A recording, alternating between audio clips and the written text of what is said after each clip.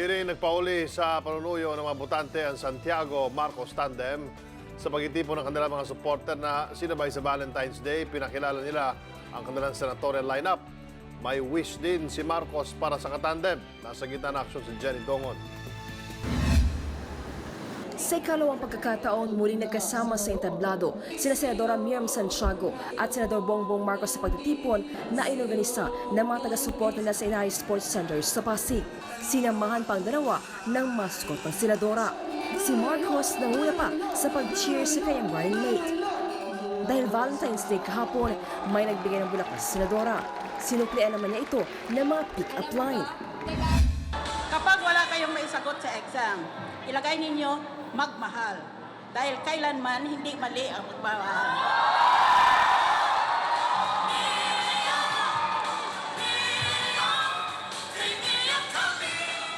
Kung wala naman kayong pambili ng flowers o chocolates sa Valentine's Day, bigyan ninyo ng kiss.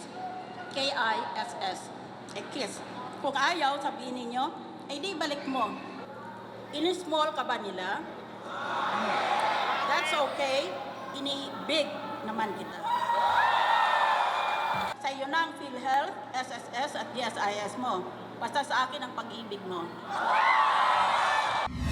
May pick-up lines din siya para sa mga kalaban. May mapa ka ba? Hindi ko kasi makita ang tuwid na daan. Pwede ka bang makatabi sa exam? Kasi kapag katabi kita, perfect na ako. Kasabay na tinawag ng Miriam's Day, pinakilala ng tambalang Santiago Marcos ang kanilang senatorial line-up.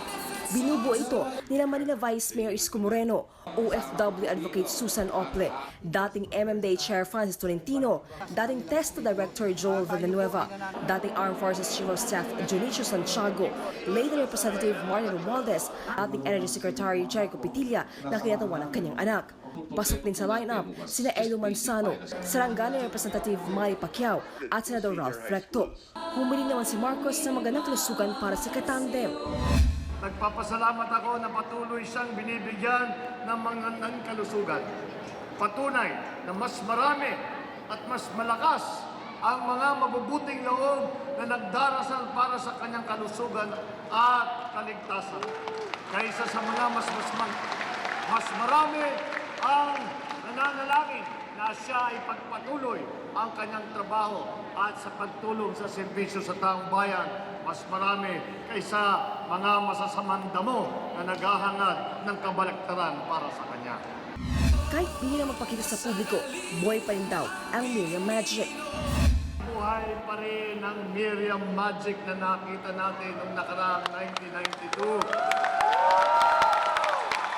Siya naman kasi ay kasi talaga ang totoong nanalo nung halalan na yun.